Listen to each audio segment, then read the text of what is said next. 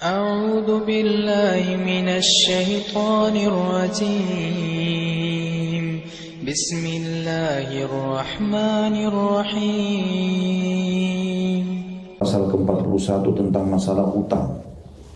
Doa dimudahkan membayar utang. Sering saya ucapkan ini teman-teman, tapi perlu kita ingatkan kembali. Bagi Anda yang mau berhutang, kita mulai dulu dari orang yang berhutang, baru kita masuk ke orang yang menghutangkan. Bagi orang yang mau hutang, harus pahami beberapa hal dalam kaidah syar'i. Yang pertama, Anda boleh hutang kalau Anda butuh, mendesak. Yang kalau tidak berhutang, maka tidak bisa memenuhi kebutuhan. Kayak orang sakit keras, anaknya kelaparan atau dia kelaparan, itu berbeda. Tapi kalau hanya sekedar ingin memenuhi keinginan, ini harus hati-hati. Ya. Kalaupun ingin memenuhi keinginan, masih ada celah dibolehkan oleh para ulama, tapi tidak boleh bermaksiat. Tidak boleh bermaksiat. Ya. Kemudian diikuti yang kedua, niat bertekad yang kuat ingin membayarnya. Karena kata Nabi SAW, siapa yang berutang niat membayarnya, Allah akan mudahkan. Dan siapa yang sengaja tidak ingin mengembalikan, Allah akan menyulitkannya. Sementara Nabi SAW bersabda, ya, demi zat dan jiwa Muhammad dalam genggamannya, kalau ada orang mati syahid, lalu hidup, mati syahid, dia mati lagi kedua kali, lalu dia hidup, lalu mati syahid lagi, yang ketiga kali, maka tidak akan masuk surga sampai utangnya lunas. Jadi nggak boleh sembarangan ini, jangan dianggap remeh. Ya. Bisa ngontrak dulu, bisa ini dulu. Dahulukan hal-hal yang jauhi semaksimal mungkin masalah utang piutang, kecuali darurat. Kemudian niat membayarnya, kemudian yang ketiga adalah dia tidak boleh menundanya. Niat membayar cukup poin, tapi yang lain adalah tidak boleh nunda membayar. Bukan juga cuma niat, oh ya saya kalau ada uang saya mau bayar, enggak. Memang pada saat ada, tidak boleh ditunda. Utang didahulukan dari semua. Karena kata Nabi SAW kepada seorang sahabat yang bertanya, ya Rasulullah, waktu Nabi SAW jelaskan jihad itu begini, mati syahid itu begini, dapat ini. Lalu sahabat ini mengatakan, ya Rasulullah, kalau seandainya saya ikut perang, lalu terbunuh, mati syahid, apakah semua dosaku dimaafkan? Kata Nabi SAW, iya, kalau kau meninggal dalam keadaan sabar, mengharapkan pahalanya, kau tidak lari dari musuh, kau menghadapi musuh dan kau tidak lari dari mereka, ya, maka kau akan mati syahid dan diampuni semua dosa. Lalu Nabi tanya lagi orang itu, sebentar, apa yang kau tanya tadi? Diulangi lagi sama dia. Nabi ulangi juga jawabannya. Apakah ya Rasulullah, kalau saya mati syahid semua diampuni dosa saya? Kata Nabi SAW, iya, selama kau sabar, mengharapkan pahala, menghadapi musuh dan tidak melari dari mereka. Lalu kemudian berkatalah Nabi SAW, kecuali kalau kau punya utang, ya, maka tetap aja akan ada hukum yang berlaku pada hal tersebut. Jadi hati-hati teman-teman dengan masalah utang ini, bagi orang yang mau utang ya. Jadi niat membayar, tunaikan. Kata Nabi SAW, matlul ghani dzulm, menunda-nunda pembayaran orang kaya adalah kezaliman. Sementara orang yang mengutangkan, ini dianjurkan. Kalau kita punya kesempatan mengutangkan orang, tapi memang yang kita utangkan orang yang butuh. Kalau kita kan sekarang kebanyakan mengejar supaya yang utang kepada kita justru orang kaya. Dengan alasan nanti supaya dia bisa bayar. Enggak, utang itu bagi orang yang tidak mampu memang. Itulah investasi kita. Kalau misalnya dua investasi, ada investasi boleh ambil keuntungan seperti kesepakatan syirka atau partner bisnis dan seterusnya, itu boleh. Atau sistem mudharabah, seseorang menjalankan tugas, kita berikan upah dan seterusnya, ini boleh kita ambil keuntungan. Tapi kalau yang kedua investasi murni akhirat, itu adalah utang dan gadai. Utang nggak boleh ada sama sekali. Kita utangkan 1 juta, kembali 1 juta, nggak boleh lebih riba. Jadi saya bilang, saya utang aku 1 juta, kembalikan 1.100.000 ya, itu nggak boleh. Hukumnya riba, jelas gitu. Jadi itu yang pertama, kalau orang mengutangkan, maka dia mencari orang yang dia perlu utangkan, tetapi dia tidak boleh hubungkan dengan masalah hal-hal haram. Misalnya ditambahkan tadi pada bunganya dan seterusnya. Kemudian juga yang kedua, dia dianjurkan selain mengutangkan, memberikan tenggang waktu. Kalau belum mampu dibayar, atau bahkan memaafkannya. Kata Nabi SAW, siapa yang mengutangkan orang, kemudian dia mengutangkan orang, atau memberikan tenggang waktu, atau memaafkannya. Jadi keadaannya memberikan utang sendiri sudah pahala, kalau kita berikan tenggang waktu juga pahala, apalagi kalau kita maafkan selama kita tahu orang itu tidak mampu misalnya. Maka kata Nabi SAW, dia akan dapat naungan Allah pada hari kiamat, tidak ada naungan kecuali naungan dia. Itu pahalanya besar sekali. Orang lagi kepanasan di mahsyar, kita selamat karena mau memberikan utang kepada orang lain. Juga ada hadis Nabi SAW yang mulia, kata Nabi SAW, semua orang yang paling baik di sisi Allah adalah orang yang paling bermanfaat bagi manusia. Dan ketahuilah amal yang paling Allah cintai adalah kegembiraan yang kau masukkan ke dalam hati saudaramu muslim. Atau kau melunasi utangnya, kau hilangkan rasa laparnya. Dan ketahuilah Allah akan terus bersama dengan seorang hamba selama dia berada memenuhi hajat saudaranya. Jadi banyak sekali manfaatnya. Sekarang kalau ada orang punya utang dan dia khawatir dia tidak bisa membayarnya misalnya, atau dia memang dasarnya minta supaya Allah tolong dari awal untuk membayarnya, maka ini doanya. Ini hadis yang mulia riwayat Tirmidzi jilid 5 halaman 560 dan juga disebutkan dalam Sahih At-Tirmidzi jilid 3 halaman 180.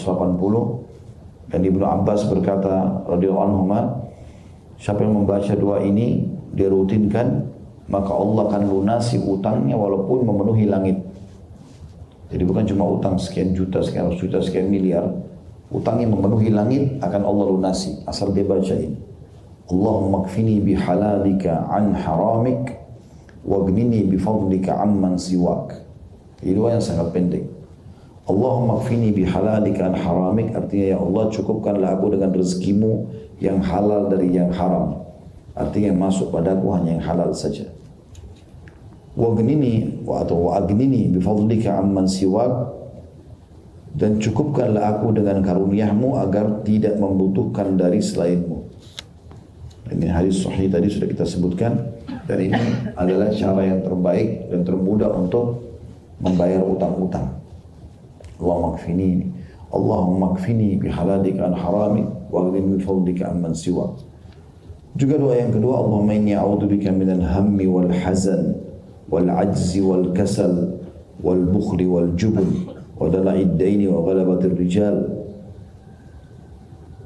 Ya Allah, sungguhnya aku berlindung kepadamu dari duka dan kesedihan. Alham artinya duka yang dalam, berhari-hari, berbulan-bulan, bertahun-tahun terbawa, namanya ham. Juga al-hazan, kesedihan yang datang sepintas, sedih tapi nanti akhirnya hilang juga gitu kan. Kemudian wal-azz, dan aku berlindung kepadamu dari kelemahan, supaya aku tetap kokoh, bisa berjalan, dibantu orang atau tidak dibantu orang tetap kita bisa mandiri. Wal kasal, dan juga sifat malas. Ya, ini Islam memerangi semua sifat-sifat ini. Orang yang merasa dirinya lemah, putus asa, tidak bisa, ini semua tidak ada dalam kamus seorang muslim. Dia harus coba. Pada bahasa Arab mengatakan jarib ta'rif, coba kau akan tahu. Coba dulu. Setelah dicoba ikhtiar, tidak bisa juga, ya sudah, gitu kan. Itu pun kata-kata tidak bisa kita hanya mengeluarkan kalau sudah tertutup pintunya secara syar'i. Misal seorang laki-laki melamar seorang wanita, dia tahu ini wanita saleh. Mungkin dia lamar pertama ditolak, ya sudah dia melamar yang kedua. Dia coba ikhtiar. Kecuali sudah tertutup secara pintu syar'i, misalnya dia sudah nikah sama laki-laki lain. Karena kalau istri orang nggak mungkin kita lamar gitu kan. Contoh saja. Maka seperti itu, dan terus dia ikhtiar supaya Allah Subhanahu wa taala berikan kepada dia. Itu termasuk bagian daripada syariat. Dan tidak boleh ajiz, lemah, ya, merasa diri tidak mampu, dan kasal, merasa malas. Malas ini penyakit yang menghancurkan individu dan menghancurkan keluarga, menghancurkan semua tatanan masyarakat. Makanya Islam mengajukan agar semuanya bergerak. Coba lihat ibadah-ibadah kita. Sholat ada gerakannya kan. Bisa saja orang duduk, baca. Enggak. Berdiri, ruku, i'tidal, sujud, bergerak. Coba lihat haji dan umrah. Haji, ada tawaf, jalan 7 kali, ada sa'i, jalan antara Safa dan Marwah. Haji itu pergi melontar dari kemah ke Mina, bergerak. Banyak orang subhanallah yang ikut sama kami sakit tadinya. Begitu umrah sehat, bergerak. Gitu kan. Agama Islam adalah agama yang bergerak. Tidak ada jauh. Sifat malas ini diperangi. Kalau sudah muncul rasa malas dalam diri antum, lawan. A'udzubillahi bergerak. Kemudian juga kebakhilan, al-bukhul. Sudah sering kita jelaskan ini. Pelit, penyakit jiwa. Harus teman-teman dilawan dengan cara royal. Terus bersedekah. Terus. Subhanallah, bersedekah itu menghilangkan sifat bakhil, membantu orang lain, mendapatkan pahala besar, investasi terbaik untuk mendatangkan harta. Kalau usah cari yang lain, kotak amal tuh, orang-orang miskin, itu sudah cukup untuk datangkan rezeki. Dan juga al-jubun, sifat pengecut, yang saya bilang tadi ya, tidak boleh sama sekali kita pengecut, lari dari medan perang, tidak mau menuntut hak kita, ya. Kemudian juga dala'id dain, terlilitnya hutang, dan ini yang kita maksudkan tadi saksi bahasan kita. Wa dala'id dain, dan himpitan hutang. Semua hutang dianggap himpitan, karena begitu kita utang, mulai hari itu sampai kita bayar, kita seperti dalam himpitan, tidak bisa bergerak. Mau kemana-mana, kita seperti dipantau oleh pemilik uang itu. Dan kalau teman-teman ikhlas niat mau membayar, ada kisah seorang salafus saleh, dia datang kepada seseorang dulu lalu dia mau utang. Kalau dia mau pulang ke negerinya, tidak ada duit. Dia datang kepada seorang muslim yang lain, setelah salam lalu dia mengatakan, saya mau utang karena saya mau pulang ke negeri saya. Kata orang itu, saya siap utang tapi saya ingin saksi. Siapa saksi di antara kita? Kata orang yang punya uang itu, Allah jadi saksi di antara kita. Kata orang yang punya uang, baiklah kalau kau jadikan Allah sebagai saksi, saya terima. Udah, dikasihlah duit, intinya pulanglah dari ke negerinya. Waktu yang sudah disepakati akan dibayar utang. Ini dalam hadis riwayat Bukhari kalau tidak salah disebutkan ini. Lalu kemudian pada saat hari di mana dia harus bayar utang, uang itu dititipin di kapal itu akan pergi ke negeri tempat pemilik piutang tadi. Rupanya hari itu subhanallah mendung, ombak, kapal nggak masuk. Sementara dia kalau nggak kirim hari ini, nggak sampai tepat waktu. Karena perjalanan ke sana butuh sekian hari gitu. Maka dia bingung gimana caranya. Tunggu kapal nggak ada, ombak keras sampai menjelang malam. Akhirnya diambil inisiatif, diambil sebuah botol, ditaruhlah uang di dalam botol dengan ada tulisan. Secara kertas bunyinya, Assalamualaikum warahmatullahi wabarakatuh, saya si fulan yang telah anda utangkan beberapa waktu yang lalu dan sudah janji akan membayar utang saya, hanya saja hari ini kapal tidak masuk dan ombak besar, maka saya mengambil inisiatif mewakilkan, karena Allah jadi saksi di antara kita, saya mewakilkan Allah untuk menyampaikan uang ini kepada anda. Taruh dalam botol, taruh kertas itu, lalu ditaruh di laut. Subhanallah, beberapa hari kemudian pemilik piutang tahu hari itu akan datang kapal dan sudah ada janjian hari itu kemungkinan akan dibayar uangnya. Dia tunggu nggak ada kapal datang. Sampai menjelang maghrib juga nggak ada kapal datang, karena memang dasarnya nggak jalan kapal beberapa hari yang lalu. Gitu. Setelah itu dia pas mau pulang, tiba-tiba dia lihat botol dari jauh di lautan, diambil sama dia, dikeluarkan dari uang sejumlah utangnya orang itu dan ada tulisan tangannya tadi.